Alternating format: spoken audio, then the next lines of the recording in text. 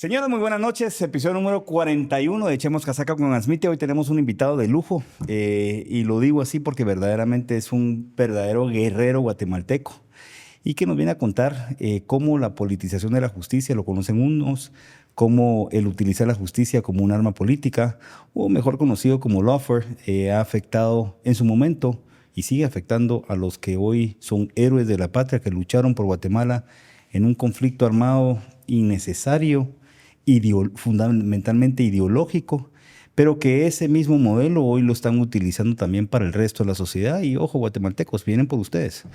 Así se hace y así lo están haciendo. Aquí lo usaron como experimento, que hemos sido experimento, y eso nos va a contar también nuestro invitado. También ya lo están usando también en Estados Unidos, los exportamos muchas cosas, y una de esas fue esa prueba de laboratorio que hicieron con nosotros. Para hoy nos acompaña nada más y nada menos que el licenciado Moisés Galindo. Moisés. Gracias, te agradezco la invitación. Estaba pensando, porque después de esta época de mi vida, quise regresar a ser la mejor época que uno puede tener a mi edad, que es a ser abuelo. Como decía mi amigo Carlos Bielman, de haber sabido que era ser papá, o ser abuelo, perdón, me hubiera saltado la fase de papá. Pero bueno, aquí estamos, ¿verdad? O hubiera comenzado antes, ¿no? Hubiéramos comenzado antes. Porque la curiosidad siempre se da tipo 12, 13 años, ya hubiera comenzado antes. No, sí, olvídate. Y bueno, y cuando me invitaste, lo pensé, te soy sincero. Pero ¿En serio? Algo que siempre he dicho yo es, señor, yo lo que quiero es llegar a los 85 años, levantarme de esa cama, verme en el espejo y nunca decir por qué no lo hice. Así que estoy aquí para poner también en mi historia de agradecimiento que estuve con vos en esto, que realmente es nuevo para mí. No sabía qué tan profesional era una situación de estas, pero aquí estamos. Y como yo te dije, los guatemaltecos, casaquear es casaquear, y lo bueno que queda entre vos y yo. Mira, queda entre vos y yo. Te voy a comentar un poquito, Moisés. Aquí nos caracterizamos por decir las cosas directas, frontales, políticamente incorrectas muchas veces de los tiempos. La verdad es que la mayoría. Y decir las cosas como son. Tratamos de explicarle a los guatemaltecos lo que verdaderamente está pasando y cómo acciones de ciertos tipejos nefastos como Acéfalo y el gobierno impuesto, por supuesto, había que mencionar a estos pendejos, nos afectan a los guatemaltecos en el día a día. Pero algo que es sumamente importante, y por eso estoy muy entusiasmado de poder platicar con vos, es porque nos vas a dar una historia reciente del por qué estamos tan jodidos como estamos. ¿Quiénes están atrás? Vos fuiste, y voy a leer un poquito para que sepan verdaderamente el invitado que tenemos hoy. Fue el líder del movimiento militar cívico del 1982, que fue la base para iniciar la democracia en Guatemala. Fue el líder del movimiento cívico-militar del 1993, que fue la base para iniciar la búsqueda del Estado de Derecho de Guatemala. Fue juez militar, o sea, fue militar, es abogado. Fue creador y diseñador del Plan de Modernización de la Democracia y la Justicia Militar en 1997. Es decir, señores, estamos con un militar que luchó por el país, que aparte como abogado ha luchado como el país y que aparte es el ideólogo de la Fundación contra el Terrorismo. Me hubiera podido extender un poquito más, pero lo más importante, mucha, estamos con un gallo, un verdadero guatemalteco, y nos va a contar la verdadera razón del por qué putas estamos tan comiendo mierda como estamos hoy por hoy. Entonces hoy, Moisés. Pues te agradezco, muy amable. Claro, fui uno de los líderes, no fui líder, fui uno de los líderes. Y te voy a contar, yo trato de empezar dónde empezó todo esto, esta aventura que me ha traído la vida, que terminé también en prisión 4 años y 2 meses, prisionero político realmente. Pero al final todo tiene un propósito y creo que hay que agradecer a Dios porque realmente para los que amamos al Señor, todo obra para bien. Yo creo que he tratado de buscar exactamente dónde empezó esta aventura y creo que inició en un enfrentamiento armado que tuvimos en las montañas de San Marcos en 1980. Yo iba al mando de una patrulla y nos enfrentamos a un grupo de subversivos y calculamos que ese campamento tenían 60 y nosotros éramos tal vez unos 18 a lo máximo. Wow. Y como empezó, y créeme que al principio del enfrentamiento armado interno, año 80, pues tanto para ellos como para nosotros era una primera experiencia. Así que el primer enfrentamiento no fue tanto como uno pudiera imaginar de guerra de subversiva, no, que realmente era un desorden total. Y tú tenías que tratar de que tus soldados no se te perdieran en el sentido de disparar unos y estaban disparando otros, igual es el otro lado.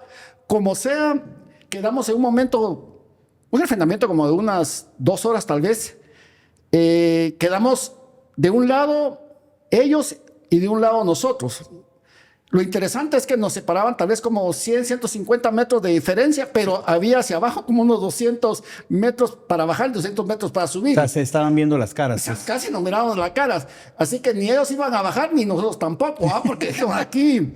Pero lo interesante fue algo que un momento, uno de ellos gritó, un momentito que paró el intercambio de disparos y dice, ejército de los ricos. Y yo, pues, como es natural, les pregunté, y les grité, ¿por qué? Y hubo un silencio, como que se quedaron pensando, y de repente solo se levantaron y dispararon todo lo que podían. Eran como 3, 4 que habían quedado, mientras todos iban nos tenían como 3 o 4 sosteniendo. Entonces yo dije, estos sí se enojaron, pero no me pudieron contestar la pregunta.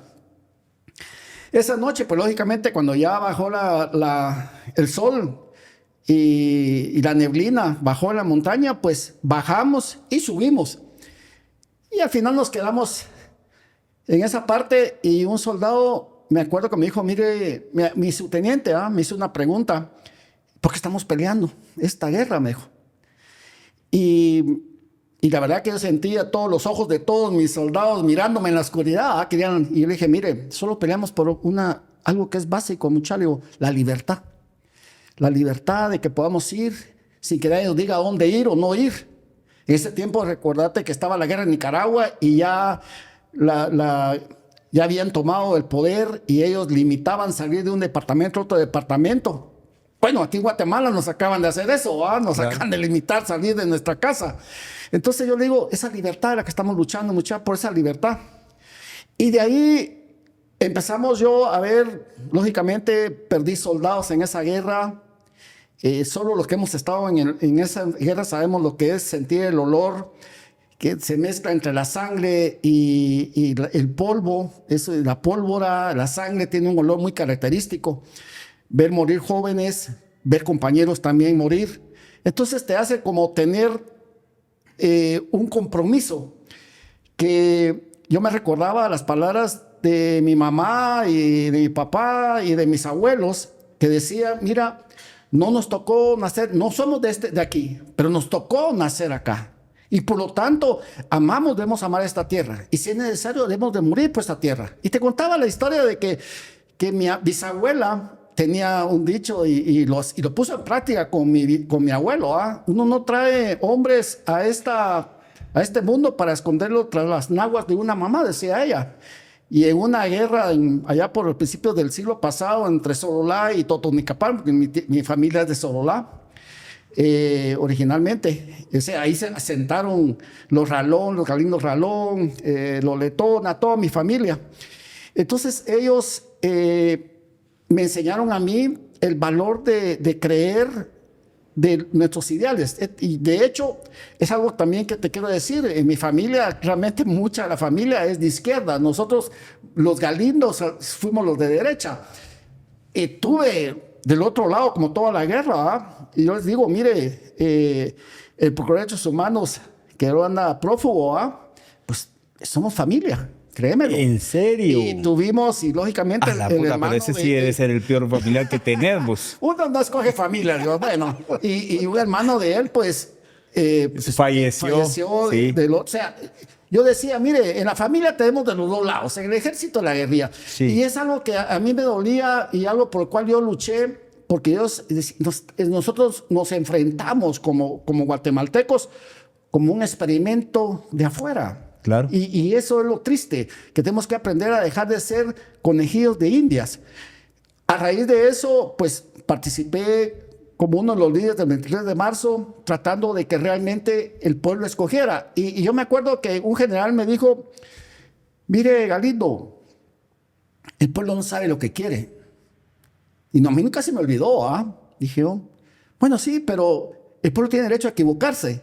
Aunque te soy sincero, a veces, ahora como veo, después de tantos años, de tantas luchas, digo yo, ay Dios, como que tal vez... Vaya, si no nos hemos cagado en nosotros mismos, ¿verdad? Dios mío. Pero lo importante a veces es, hay que soltar y hay que dejar que cada quien se equivoque. Como sea, creo que logré, en base a eso, ver antes que los hechos que se venían.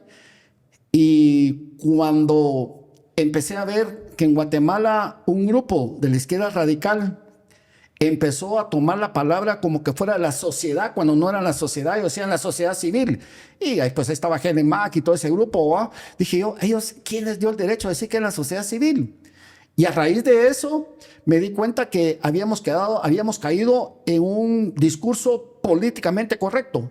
Y eso nos ha hecho un daño terrible en este país, ser políticamente correcto. Sí. Y fue así como dije yo, no, aquí lo que tenemos que hacer es empezar a nuestros valores y nuestros principios, debemos de defenderlos. Son valores y principios que han sido el éxito de la civilización. Y tenemos que decir lo negro, negro y lo blanco, blanco. No podemos ser a medias tintas. Y fue así como intenté hacer un movimiento en el cual terminó con la haciendo realmente lo que empezó a hacer la Fundación contra el Terrorismo. Invité a Ricardo Méndez Ruiz a formar parte de este movimiento y fundamos lo que es la Fundación.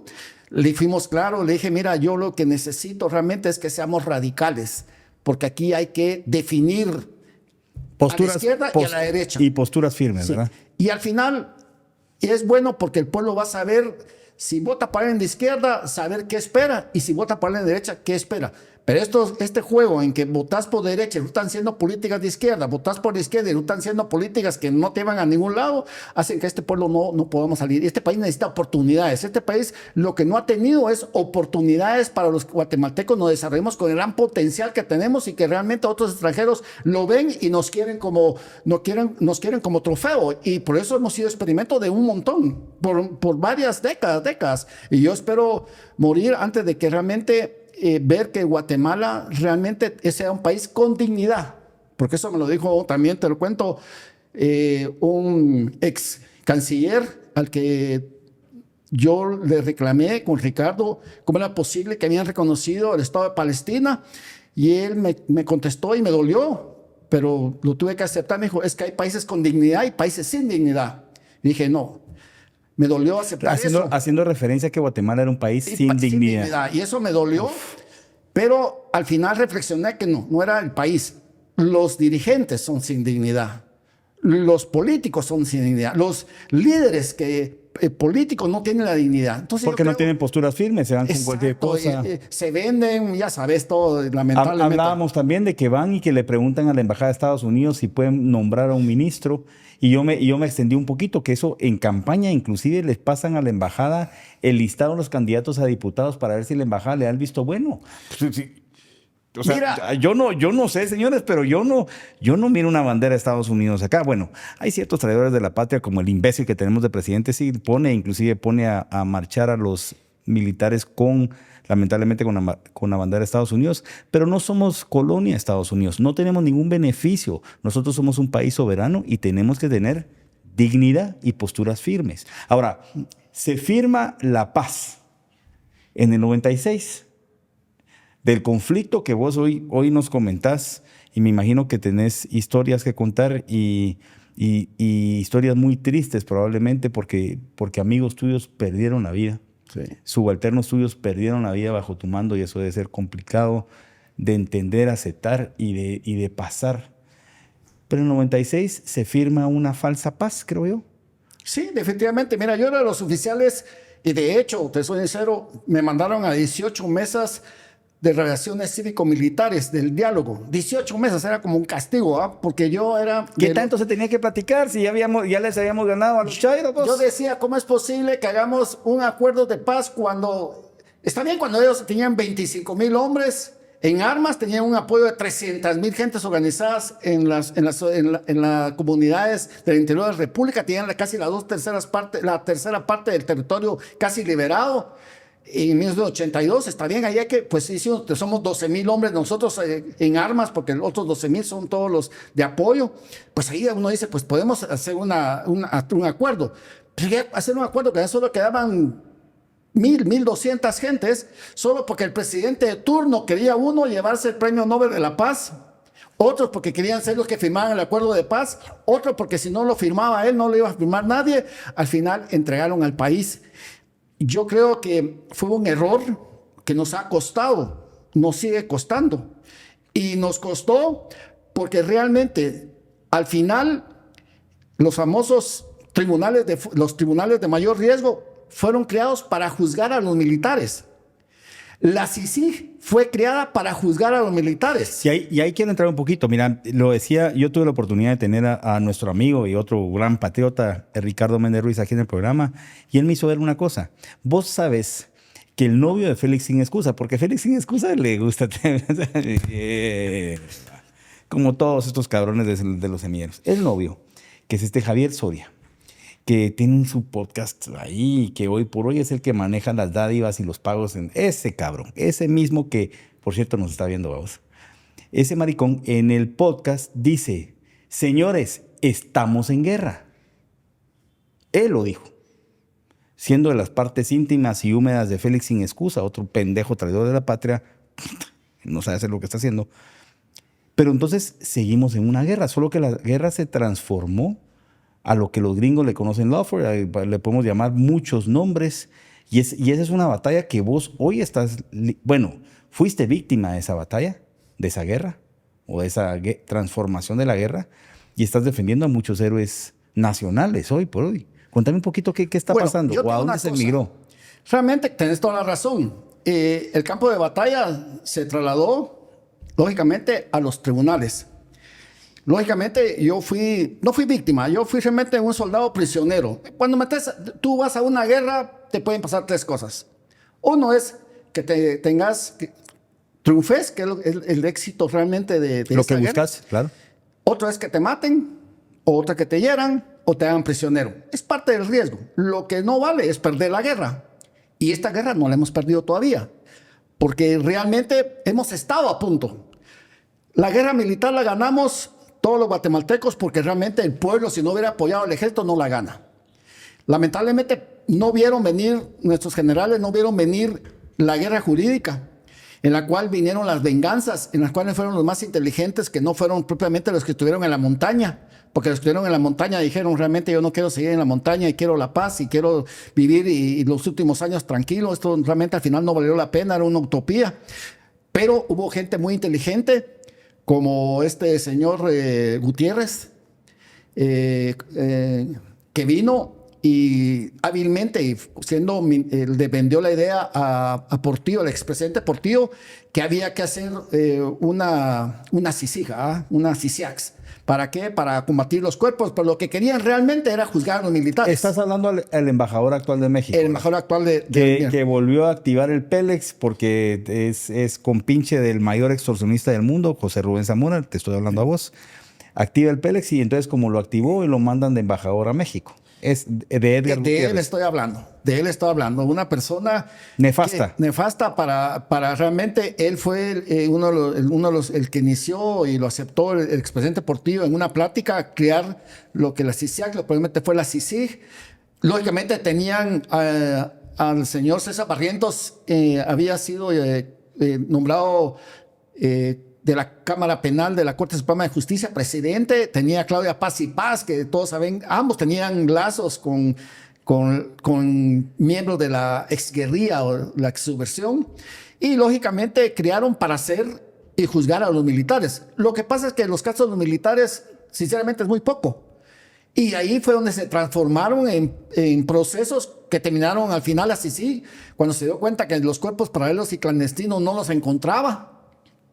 Entonces, bueno, había que justificar, porque como buenos burócratas de internacionales tienen que justificar los sueldos que tenían, los grandes sueldos. Entonces empiezan su famosa lucha anticorrupción y ahí empezaron se pasaron de los militares, empezaron a seguir a los políticos, a los empresarios, y poco faltó y siguieron a unos, lamentablemente, guatemaltecos que realmente fueron los daños colaterales. Yo, como te digo, no fui víctima, no que yo fui un soldado que hicieron prisionero, pero creo que al final de cuentas, yo lo que hice las 24 horas que estuve en esa prisión fue una sola cosa durante 30 días, 7 días a la semana, 30 días al mes y 365 días al año.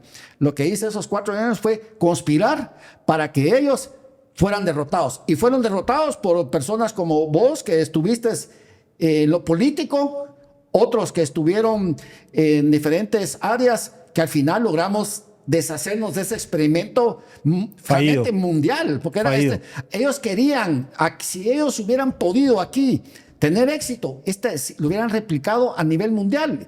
Y es lo que te dije, lamentablemente Guatemala ha sido un laboratorio, como lo fue en el tiempo de Arévalo, el presidente Juan José Arévalo, permitieron que vinieran a experimentar, imagínate, algo que no pueden, que es la vida, con la salud del ser humano. Vinieron a inyectar enfermedades venéreas para experimentar vacunas y lo permitieron. Sí. Y ese fue el primer experimento. Luego fuimos al experimento de los famosos conflictos de baja intensidad, que como decía el general, un ministro de la defensa, Gramajo, decía aquí era de alta intensidad, pero para ellos era baja intensidad, pero nosotros pusimos los muertos por 36 años, pusimos los muertos. Y luego experimentaron la guerra jurídica. No es porque ellos hayan iniciado la CICI, pero al final se montaron y la apoyaron con Thor Robinson y muy hábilmente se lo vendió este señor Iván Velázquez. Lo que era la guerra jurídica, el lawfare, que al final aquí lo experimentaron y se lo fueron a aplicar a Trump allá. Así es. Y el último experimento que ellos intentaron acá. Fraude. El fraude. O sea, aquí hemos sido el laboratorio para experimentar. ¿Qué tiene este país de especial? Digo yo, tenemos un valor. Claro que tenemos un valor estratégico. Somos un valor estratégico. Lo que pasa es que nuestros dirigentes no han tenido, y lo te decía en la conversación personal, que nuestros dirigentes no han tenido la visión que tiene el presidente Bukele de dejar un legado. Como Milei piensa en Argentina para 50 años. Para transformar el país, claro. Pero ya está pensando cómo quiere Argentina con potencia. Entonces yo digo, eso es lo que le ha faltado aquí. Aquí el candidato que quiere tirarse a ser presidente, ya de pensar ya como dejar un legado y no ver lamentablemente lo que hemos tenido. Pero bueno, es lo que tenemos, pero yo creo que tengo esperanza que antes de morir voy a ver a un líder en Guatemala que diga, yo voy a dejar un legado en este país. Y eso va a demostrarse con lo que ha hecho y ha luchado por este país. Y no se necesita en la política, se necesita hacer bien lo que se debe hacer cada quien en lo que tiene que hacer. Como decía el hombre élite, es aquel que si toca barrer, barre bien. Y el que es fiel en lo poco, va a ser fiel en lo mucho. Entonces, de ahí empezamos. Entonces necesitamos ese líder. Yo espero que de todo esto que nos ha pasado, que pareciera una maldición, porque pareciera una maldición que la hemos tenido como nación, yo estoy seguro de que yo voy a ver a ese líder y decir, se puede. Y yo lo veo hoy en Trump, un tipo que ha luchado y nos ha demostrado a nivel mundial que debemos de volver a lo lógico, al sentido común, a nuestros principios judío-cristianos. Y yo creo que yo espero verlo, yo lo espero ver. Y creo que todo lo que he vivido, cuando me levante a los 85 años y me vea al espejo, no solamente diga, ¿por qué no lo hice? No, que diga, lo vi y he hecho y he cumplido la misión, que es lo que uno necesita ya. Ahora y definitivamente estoy de acuerdo con vos, o sea, ojalá que eso pase y pase pronto y la ola de Trump no solo es una ola de admiración, de decir, señores, ya cambió, la gente ya está harta del wokismo, está harta de que hombres tengan que competir en deportes de mujeres, está harta de que un hombre de 50 años se crea una niña y pueda entrar a hacer pipí al lado de una niña de 5 años y inclusive aceptar la pedofilia como el negro hijo de la gran puta de Thor Robinson que vino acá. O sea, ya la gente ya está harta. Y los gringos hoy mandaron un mensaje, y ese es un mensaje que, respetando la soberanía, se le aplaude, se le admira a Estados Unidos, pero que nos beneficia aquí a Guatemala también, porque aquí vamos a ser beneficiados. Porque cuando ya entre Trump, que ya hoy por hoy se puede decir que es el presidente ya de turno, porque no sé si viste cómo le entregó a Biden. Biden feliz diciendo, papito, agarre esa vaina y llévesela. Ya Trump ya está ejerciendo, porque el poder se ejerce, ya Trump siendo presidente electo, ya está siendo presidente, van a haber grandes cambios. Pero yo quisiera traer a que nos contés ciertas historias de hoy, de esa lucha jurídica que vos estás haciendo con los héroes militares. Hay casos insignes, yo les llamo héroes militares porque lucharon por la soberanía en Guatemala. Hoy aquí tenemos otro héroe militar porque luchó, ya nos comentó lo que pasó en San Marcos, pero hoy tienen a ancianos que deberían de estar poniéndoles estatuas, agradeciéndoles, o sea, como por ejemplo el general Benedicto Lucas García, que hoy fue la segunda audiencia porque lo están culpando todavía por genocidio. Mira, yo te puedo decir algo que nosotros aquí han tratado tienen ellos venden una idea y tratan que esa idea se vuelva realidad. Ese es un problema de la izquierda. El problema de la izquierda es que ellos crean escenarios imaginarios y sobre esos escenarios se mantienen, cuando en realidad es otra. Y eso es el éxito que hemos tenido los que somos de derecha, que nosotros partimos de hechos de la verdad, los reales. Lo que es y lo que no es. En cambio, ellos se mantienen en un imaginario y generan una narrativa. Un genocidio. Mira, yo jamás defendería a alguien que hubiera cometido un genocidio. ¿Por qué? Porque mi familia desciende del pueblo israelita, como hemos dicho, y se lo dije a la jueza Haifán el día que me tocó explicar mi defensa. Mire, le dije yo, ya sabía que no había defensa, pero le dije, mire, yo vengo de un pueblo que hemos sido perseguidos por miles de años. Nos han hecho sufrir, pero nunca nos han vencido. Si hubiera genocidio, yo no hubiera sido abogado de nadie. Es más, no hubiera sido parte de un ejército genocida. No, aquí no hubo genocidio. Aquí, lamentablemente, como te digo, hubo una guerra fratricida, lamentablemente entre hermanos, porque yo tuve soldados indígenas que me defendieron y defendimos a indígenas. Enfrenté a indígenas que fueron engañados y cuando se dieron cuenta del engaño, ellos se pasaron y fueron los que formaron al final la fuerza de las patrullas de autodefensa civil. Tú sabes que en autodefensa civil el ejército de Guatemala dio armas a 1.100.000 guatemaltecos. Imagínate. Ya estaban hartos, o sea, dijeron hasta aquí. Hasta aquí. Y cuando tenés un ejército de autodefensa civil de 1.100.000 de armas entregadas y tenés un ejército de 50.000, es bien simple. Si hubieran sido, ahí sí. Pero ¿por qué ellos aceptaron? Porque se dieron cuenta que tenían que defenderse ellos. Porque lamentablemente la ideología que esto propugna el comunista es alcanzar el poder por medio de la violencia. Y los medios justifican el fin. Lo que pasa es que todo el mundo se los olvida. Y ellos hicieron sufrir a los guatemaltecos.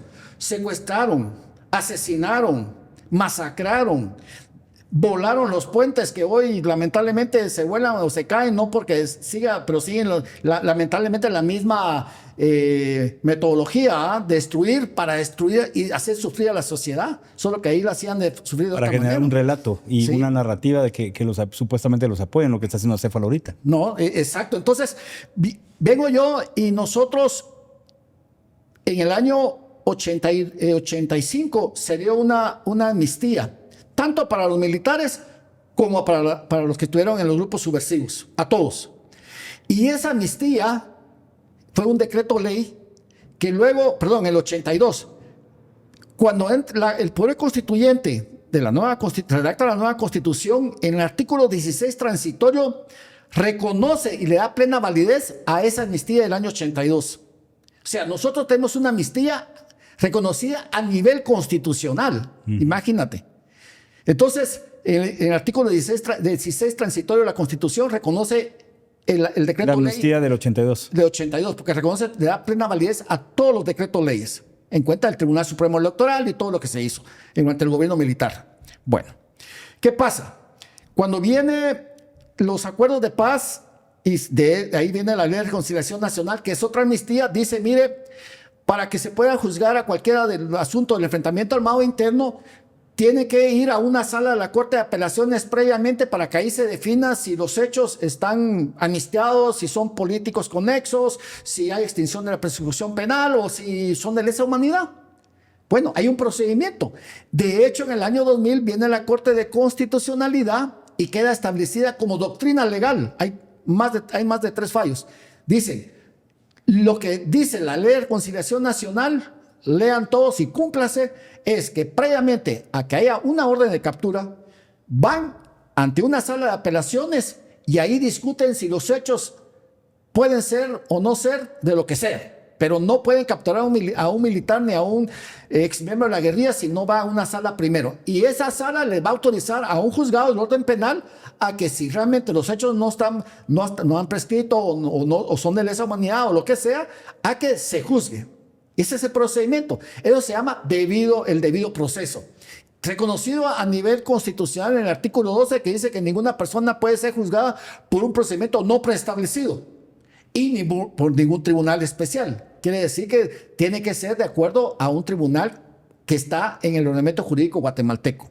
Bueno, ¿qué hicieron aquí cuando empezaron todas estas ONGs que vieron un financiamiento extra?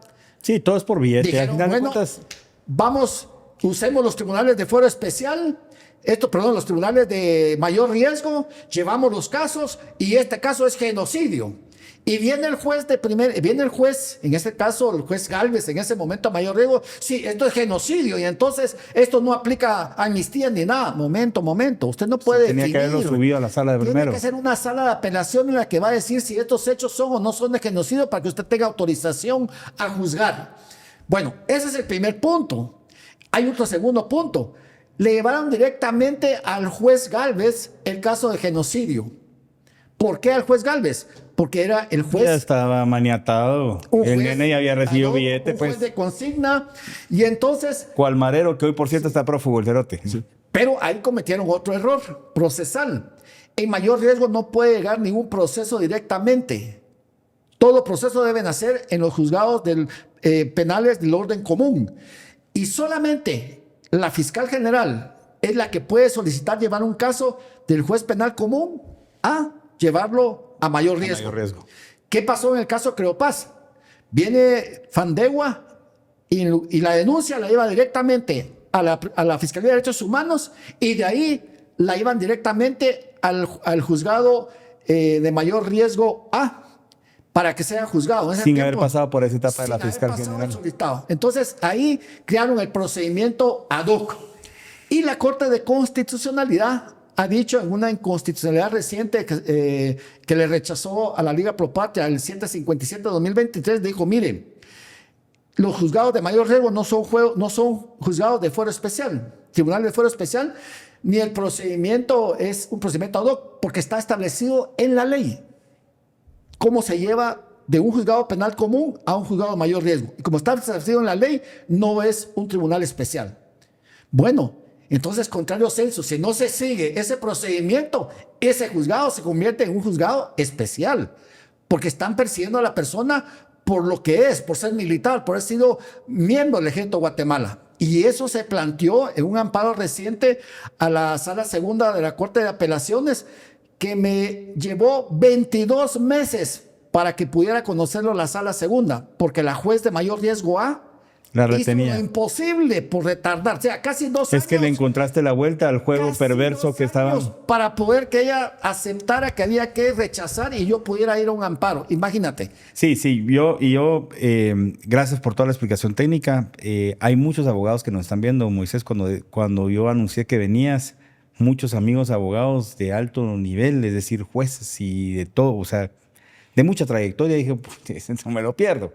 Creo que hoy lo que acabas de explicar es la ruta para votarle a estas ONGeros, a esta gente que supuestamente luchaba por una utopía, pero realmente está luchando por plata, el proceso y te otorgan el amparo. Para los que no somos abogados, como mi persona, entendamos la siguiente forma, mucha. Como buenos izquierdosos, como Acéfalo y compañía, por ejemplo, que hoy están en el poder, no hay ley superior para ellos.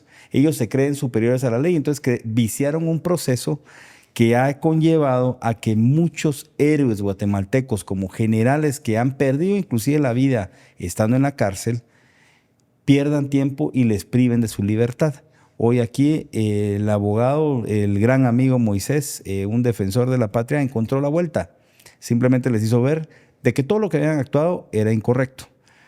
Fueron 22 meses, pero yo quisiera que me explicaras también un tema de Creonpaz, porque ese caso cuando me lo explicaste dije, no puede ser que estos sí sean demasiado burdos, pues. Bueno, mira, es algo increíble. Y de hecho, en la primera audiencia... ¿Qué es Creonpaz? Contanos qué es Creonpaz. Creonpaz ahora es una unidad del Ejército de Guatemala que prepara personal para misiones de paz a nivel internacional de Naciones Unidas. Pero ahí antes estaba la base militar, zona militar número 21, que era de Cobán, Alta Verapaz. Pero para poner esa base viene el Estado de Guatemala y compra, digamos, ese terreno, esa finca, ese pedazo de montaña. Y allí había una comunidad, un caserío Chicoñohuito. Un caserío que lógicamente tal vez tendría unas 600 personas, supongo yo, entre 400 y 600 personas. En ese terreno que compró el Estado. En ese terreno. Y entonces viene el Ejército de Guatemala, el Estado de Guatemala compra otro terreno y los traslada a ese terreno.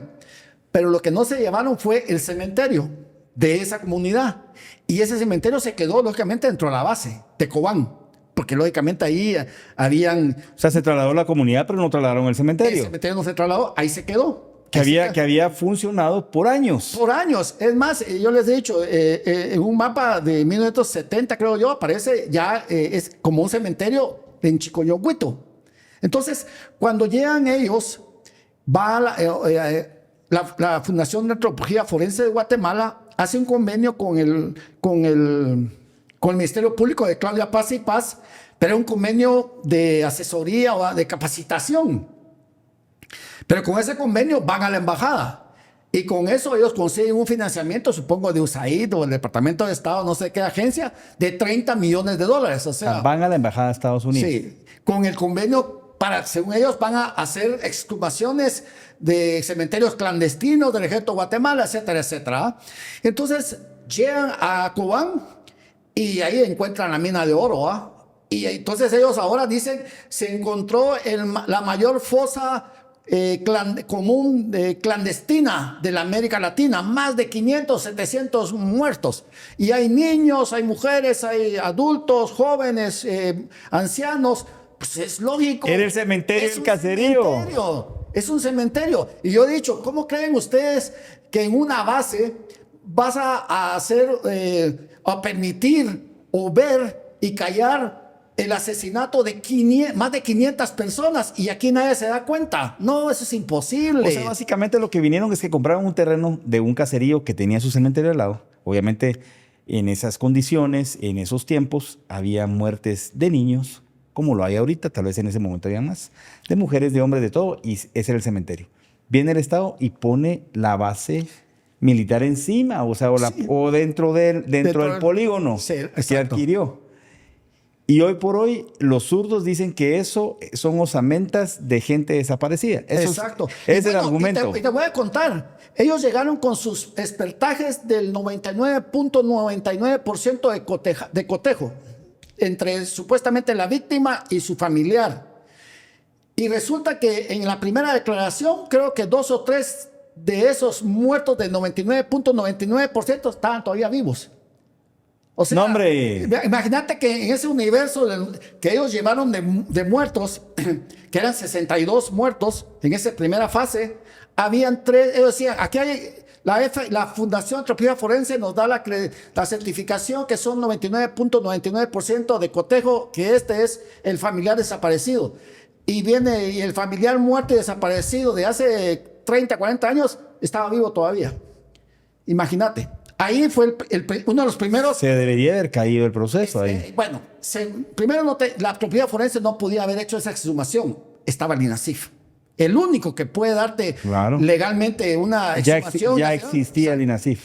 Luego vienen los de esta ONG y agarra los huesos del cementerio, hay fotos, porque lamentablemente recordate que como no era que hubieran nichos, no que hacían, digamos, unos nichos, pero en otros era simplemente el hoyo, pues. Y ahí hay unos hoyos, ahí que se ven los hoyos que van, digamos, en fila, y se ve que es un cementerio. Bueno, los montaron en pick-up y se los trajeron a la capital. Tu cadena de custodia, olvídate. Y yo lo que hago en la primera audiencia, cuando me llevan las 62 cajas profanadas, porque fue una profanación lo que hicieron, una falta de respeto total. Total. ¿Entiendes? Entonces vengo yo y les digo, mire, antes de abrir las cajas, denme las cadenas de custodia. Oh, no había cadenas de custodia.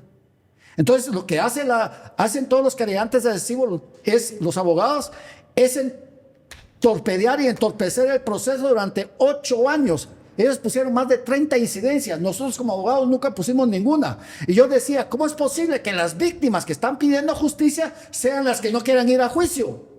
Si son ellas las víctimas que quieren justicia. Querían retrasar el proceso porque eso conlleva que le dan más plata. Y lógicamente es un sabían tema de que dinero. un tribunal de sentencia no iban a poder tener esa sentencia que ellos necesitaban, de la mayor fosa clandestina recibida que habían descubierto en América Latina. Entonces yo veo esa perversidad, pero lamentablemente los jueces... Y para mientras los generales, los militares en prisión. En prisión. Y yo cuando iba a pedirle la última vez en el año 2022 que le pedí a la jueza Claudette Domínguez una medida sustitutiva, a veces uno tiene que aprender ya a mi edad que no es lo que las personas dicen, no que es lo que las personas no dicen. Y yo vi una juez diferente de la que dejé en el 2016 a la que en el 2022 me resolvió. Me di cuenta que había dejado de ser una jueza imparcial. Y eso me dolió porque yo le tenía mucho respeto. Entonces dije, no, esto ya no es una jueza imparcial, esta es una jueza que tiene en prisión a los militares porque los tiene que tener en prisión. No sé por qué motivo, pero dejó de ser imparcial. De hecho, yo le expliqué, de acuerdo a la Convención contra la Tortura, cuando tú tienes a una persona detenida, pero ya la tienes como castigo, eso es un delito de lesa humanidad, se convierte en tortura. Claro. Yo le hice ver a ella, por la lealtad procesal, tenemos que tener los abogados, que ahí posiblemente se está cometiendo un delito de lesa humanidad. Y si se ha cometido un delito de lesa humanidad, es imprescriptible. O sea, no vence. O sea, ella puede ser juzgada. De hecho, en cualquier momento de su vida. La sala viene y le ordena, porque yo simplemente lo que le pedí como agravio, le dije, mire, esta es una jueza que no tiene competencia autorizada en mayor riesgo. Dejemos que no iniciaron el procedimiento de una sala de apelaciones para ser en un juzgado penal común. Una vez lo llevaron a juzgado de mayor riesgo. Pero en mayor riesgo ella no tiene autorización. Y la ley de organismo judicial en su artículo 121 te dice que todo juez antes de poder tomar el control jurisdiccional de una causa penal debe calificar su jurisdicción y competencia. Si no, todo se anula. Debería haber sido en Cobán. Exacto. Por lo que se entendía. Esto, de hecho, el amparo lo que hace ahora es enviar todo a Cobán e iniciarlo en Cobán, pero aquí en Guatemala todo lo que se hizo es nulo. Cuando llega la orden del tribunal de la sala segunda, ampara dice, hay un agravio, está detenido ilegalmente, denle la libertad, porque usted no tiene competencia para haber pedido su orden, haber ordenado la captura, ni haberlo procesado, ni mantenerlo en prisión. Denle la libertad.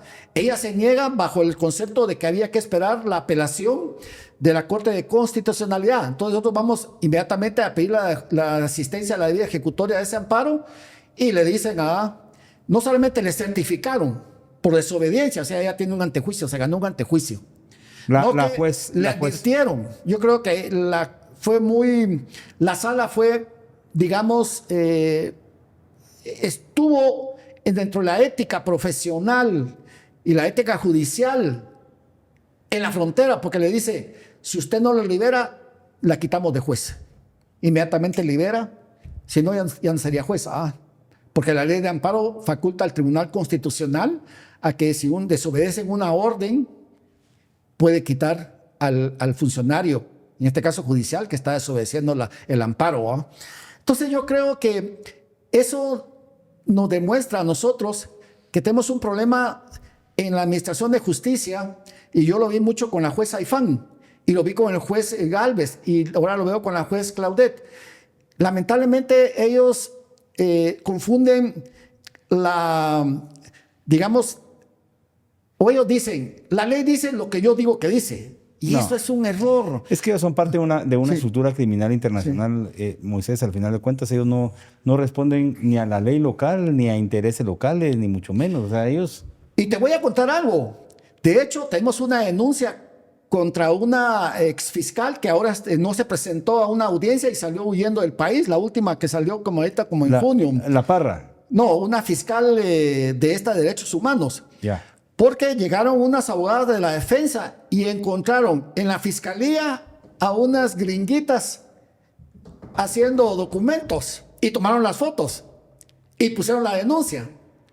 Imagínate, o sea, la Fiscalía de Derechos Humanos era una extensión de la embajada. Claro. Imagínate a qué punto llegamos. Y si la Fiscalía lo era, imagínate el juzgado entonces.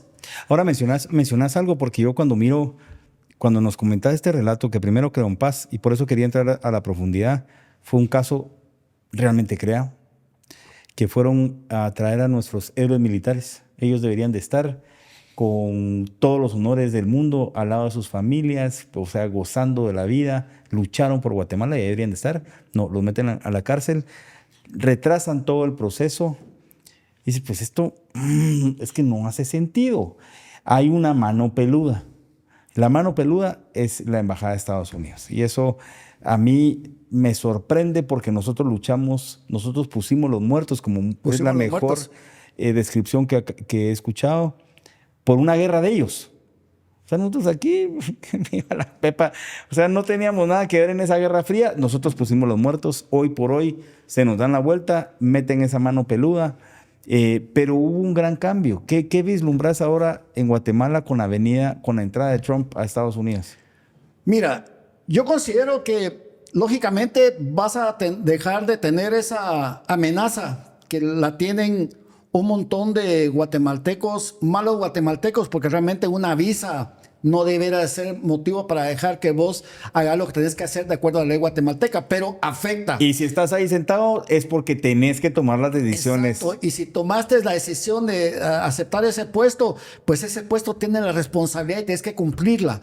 Claro. Pero al final de cuentas, que Trump esté o no esté, yo creo que hemos luchado, vos y yo somos testigos, porque has participado en tu campo, yo he participado en mi campo, no importa quién esté. Es responsabilidad de los guatemaltecos. Somos nosotros los que tenemos que defender este país. Nadie más lo va a venir a defender. Somos nosotros los que tenemos que luchar por nuestro país. Y este país lo vale. Mira, sí, vale este país. Claro. Y yo, pues tengo, aparte de que vale este país, tengo la carga moral de que dejé compañeros en las montañas, soldados, subalternos en las montañas. Tengo la obligación moral de que haya valido la pena que ellos hayan muerto jóvenes luchando por los ideales de libertad de este país. Entonces, yo considero que estamos en otro campo ahora de la guerra. Claro, estamos seguimos en guerra. Pero seguimos en guerra. Y qué bueno que este individuo diga que estamos en guerra. Sí, estamos en guerra. Es que el problema es no aceptarlo. Tenemos que aceptarlo. Y por eso yo he dicho, miren, yo sí soy radical, te soy sincero. Yo digo, miren, si el Estado de Guatemala no te protege, protégete. Claro. Yo les digo, a mí me dicen, mire, que me están invadiendo mi propiedad privada. Mire, si es su propiedad privada, usted tiene derecho, dispare, porque nadie va a venir Mire, yo tuve compañeros de policías en prisión. ¿Y sabes por qué fueron? Los llevaron a prisión en el Mariscal Zavala, porque ellos fueron a desalojar y resultaron después en prisión. Sí.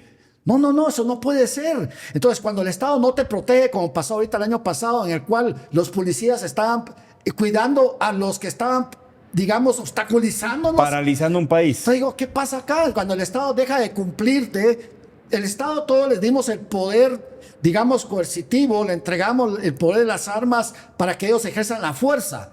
Pero si ellos no la usan y la usan contra nosotros, tenemos el legítimo derecho de defendernos. Tenemos la aportación de armas. Yo, el consejo, digo, todos los guatemaltecos debemos armarnos, por la Constitución nos faculta. Y tenemos algo más a nivel constitucional, el artículo 45. Digo, tenemos el derecho legítimo de resistencia. O sea, nosotros no podemos permitir, si nadie nos permite, o sea, si el Estado se vuelve contra nosotros, tenemos todo el derecho nosotros de desconocerlo. Ellos son nuestros empleados, como decía el general Ríos. Es nuestro empleado, no es nuestro jefe. Ellos deben entender que se deben a nosotros y para eso le pagamos sus impuestos. Y si dejan de cumplir el mandato, háganse a un lado. No nos están haciendo un favor. Si nosotros somos los que tenemos que exigirle a los que nosotros, lamentablemente en este caso, pues no los pusimos, ellos los impusieron. Pero entonces nosotros tenemos el derecho de resistir. Y si ellos no nos defienden la propiedad, la vida y la libertad, tenemos el derecho de ser esa resistencia. Como abogado y realmente experto en estos temas, ¿hay algún cambio en la legislación que se necesite, Moisés? ¿O qué hay que hacer? ¿O simplemente que se cumpla la ley? ¿Cuál es tu lectura? Bueno, mira, yo siempre, cuando estaba en el Zavala, platicaba con muchos abogados y me decían, Moisés, ¿qué podemos hacer? Yo decía, miren, muchacha, solo quisiera tal vez pocas cosas. Uno es que los jueces aplicaran la ley, la que hay. No es perfecta, pero que la apliquen. O sea, que apliquen la ley. Claro, hay que hacer ciertos cambios. Pero yo te digo una cosa, yo tuve la experiencia personal de personas que llegaron al Zavala, diputados que llevaban sus propuestas, llevaban una ley y decían, mira, esta ley los puede ayudar a ustedes para que no vuelva a pasarlo a ustedes, a nosotros en un futuro. Tenían el concepto, porque si te lo hacen hoy a ti, mañana te lo pueden hacer a ti o a tus hijos, a tus nietos. Yo miraba la ley y decía, mira, ¿sabes qué? Hazme un favor, mejor no. Con la ley que tengo ahorita mal, tengo la esperanza de salir. Con esa ley no salgo. El problema es que los diputados a veces tienen de asesores a personas por lo que sea, por la confianza, por la amistad, yo no sé, pero realmente tenés que tener, para que haya un cambio de una ley, tenés que ser el que la vivió. O sea, si vas a cambiar el proceso penal guatemalteco, lo tenés que hacer con los abogados litigantes que realmente hemos vivido el día a día, yo ya por casi 33 años, subir y bajar esas gradas, ya te puedo decir, realmente aquí hay, y son pequeños ajustes, no es mucho. Fíjate que cuando yo fui a Estados Unidos, que me invitó el gobierno de Estados Unidos por 2 años a ver el sistema de justicia militar y sistema realmente de justicia de los estadounidenses, realmente tienen 50 sistemas, porque cada estado tiene su sistema de diferentes maneras. O sea, no hay un sistema, pero en general el precedente crea, el antecedente crea el precedente. Salvo unos estados en los cuales es nuestro sistema como el francés y español ha escrito. Pero lo interesante es lo siguiente, yo miré y logré al final hacer un proyecto de código procesal penal que tenía 50 artículos, fíjate, 50 artículos. Y era porque ellos me daban el consejo que hay principios y hay conocimiento del derecho que el juez debe conocer. El problema en Guatemala es nuestros jueces. Recordate que a veces yo he visto jueces que tienen doctorado, como la jueza Erika Ifán. Yo decía, tiene doctorado, Dios mío. Mejor yo no me acerco a esos doctorados. Porque la sacó de una caja de cornflakes, tal vez, ¿verdad? No, mira, decía yo. Y la señora, y es parte también de otro problema, no solo de la ley, no que quién aplica la ley. Yo decía, aquí debieran hacerle un examen psiquiátrico a esta señora. Yo a ella, realmente ella era una psicópata. Yo nunca le dije psicópata. Pero sí lo es. Yo le dije, mire, usted tiene psicopatías, pero no le dije psicópata. Porque realmente la señora se le podía, de hecho, un exdiputado, ¿te acuerdas? Barquín murió porque pero ella era fría, no le importaba, ¿entendés? Sí. Y ella tenía el concepto que te digo, la ley dice lo que yo digo que dice. Entonces, no hay responsabilidad. ¿Cómo está eso? O sea, hay que hacer cambios. ¿En qué doctorado te enseñan eso vos? Mira, yo no sé. Yo miré, en Estados Unidos los jueces tienen responsabilidad civil y penal. Aquí en Guatemala no. Y está bien, la independencia hay que mantenerla, pero no la arbitrariedad, porque una cosa es la arbitrariedad y a veces yo digo, ¿dónde estuvo el error? Yo lo veo, mira, te voy a contar esta historia. Yo cuando empecé a subir, a bajar gradas en el año 92 en tribunales, Francisco Marroquín, imagínate, ese era todo el mundo sabía, mira que hay uno de la Francisco Marroquín, mira, me hicieron pagar derecho de piso. los muchachos. Me hicieron pagar hecho de Fuiste de piso. las primeras promociones Yo fui como tal vez abogado. el primero y ese, ¿y hasta qué? Háganlo sufrir, yo ya sufrí lo que no querrás. Es más, te dije yo, no, aquí me hago amigo de la USAC, aquí somos USAC. Mira, resulté siendo, iba a las fiestas, iba a las reuniones, iba a las cosas geniales. Yo me hice de la USAC. Es más, muchos todavía creen que yo soy de la USAC ahora, cuando realmente, no, yo soy de la Francisco Marroquín, y vos andabas siempre en esto, sí, pero es porque si no, no tenía que pagar derecho de piso. Pero lo interesante es que un día me fui a la USAC y llego como a las 7 de la noche. Mira, las clases eran de 250 o 200 gentes. Afuera unos tomando nota, oyendo por la ventana, tomando notas. Dije yo, Dios mío, aquí sí sale el que quiere salir. Claro. Yo, Francisco Marroquín, 7 de la noche, 7 de la mañana, fresco, 20 compañeros. Olvídate. Ahí yo admiro, dije yo, salir de la USAC. Yo ahí mis respetos, dije. Pero lógicamente el nivel académico tiene que ver mucho. Y lamentablemente el nivel académico en la USAC se fue perdiendo. Y fueron saliendo promociones que yo digo realmente no llegaron a los estándares. Y después yo llegaba a presidir el Ministerio Público, conocí a quienes solo se dedicaban a recibir los memoriales y repartirlos, y al año siguiente eran auxiliares y después eran fiscales. Digo yo, Dios mío. Y yo te digo una cosa, en muchos de los casos de la FESI, lo que hay se refleja en los fiscales, ex fiscales de la FESI, un nivel profesional muy pobre, muy pobre. No conocen las instituciones del derecho. Además que no les interesaba conocerlo, además tenían todo hecho. Es que eran activistas, lo que menos eran abogados, eran activistas vendepatrias que se vendieron por... Y le hicieron un tremendo daño, porque yo te digo una cosa, yo decía, bueno, yo estoy aquí porque soy parte de esta guerra, pero tenía unas señoras, unas enfermeras, y tenía a unos doctores, y tenía a unos licenciados, que ellos fueron los daños colaterales. ¿Y estos qué hacen acá? Tenía un chiclero, que por chiclero, que lo llevaron porque había que llevarlo, y dicen, qué injusticia las que se cometieron. Entonces, y hay gente que se murió estando en prisión, y otros que cuando salieron, porque el estigma es fuerte, yo te digo, cuando sale uno está estigmatizado. Y claro, hay gente como yo que me viene del norte del mundo, sus alrededores, pero hay gente que no lo aguanta esa presión y terminaron suicidándose. Es más, yo como te digo, estar en prisión es como estar en guerra. No todos están capacitados. Uno puede en una reunión platicar y todo, pero estar en prisión, quitado de tu libertad, sabiendo que no has cometido el delito, imagínate, es un ambiente de depresión, es un ambiente de tensión, es un ambiente complicado de conflicto. No toda la gente lo aguanta. Ahí encontrás empresarios, narcotraficantes, políticos. Yo hasta tuve de vecinos a dos de los líderes de la Rueda 18, imagínate. Ahí, pues ni modo, ahí se no escoges al vecino, pero al final encontrás que hay muy poca gente con resiliencia, y ese grado de resiliencia al final hace un daño terrible, porque sacás con personas que salen con un resentimiento más grande, de que dicen, a mí, yo tarde o temprano voy a cobrar esta injusticia, porque el Estado no me hizo justicia. El Estado realmente me cometió una injusticia. O hay gente que no quiere saber nunca más nada, que también es un problema, porque si no reclamas, le dejas a otro que venga. Yo le decía, yo me encontraba mucha gente y me decía a mí, licenciado, cuando yo lo oía a usted en la televisión, lo oía en la radio, decía, este licenciado, ¿qué está hablando? Ahora entiendo lo que usted estaba hablando, Silvio, porque yo decía, si permitimos que se lo hagan a no lo van a hacer a nosotros, se lo van a hacer a sus hijos y a sus nietos.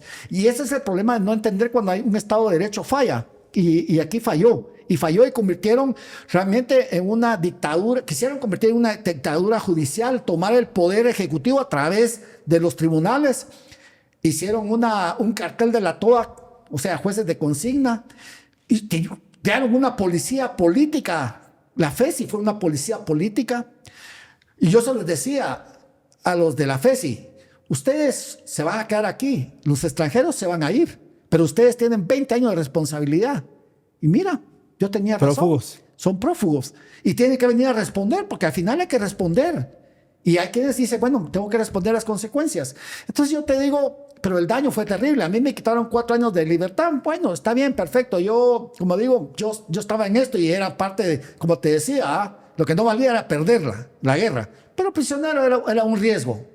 Entonces, está bien. Pero hay gente que, digo yo, son daños colaterales de lo que pasó y no debemos de repetirlo.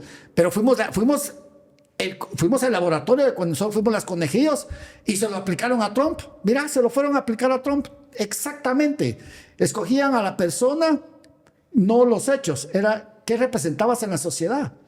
Increíblemente, el sistema judicial americano, que yo siempre he dicho, ese sistema pues tiene muchas cualidades, pero también se cuecen habas. Y ahí viste ahora cómo se cocieron las habas a nivel grande. Solo que ahorita viene nuevamente la de ola de regreso. ¿ah? Bueno, ya sabrán ellos cómo corregir su sistema. Aquí tenemos que corregir nosotros todavía nuestro sistema, porque no tenemos que permitir que vuelva a suceder. Eso sí no hay que permitirlo.